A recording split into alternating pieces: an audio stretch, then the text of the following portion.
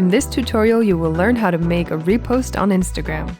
But before we start, take a moment to subscribe to our channel and make sure to press the bell button to be the first to know about new videos. Instagram itself does not offer a repost function, so we will be using a third-party app for this. We prefer the app called Repost for Instagram as it is easy to use and doesn't require you to grant it any access to your Instagram account. First, download the app from the App Store by searching Repost for Instagram. After installing it, open the app and tap Open Instagram. There, find the photo you want to repost and tap on the 3 circles on the top right side of the photo. Tap Copy Link, go back to Repost for Instagram, and it will automatically have the photo ready.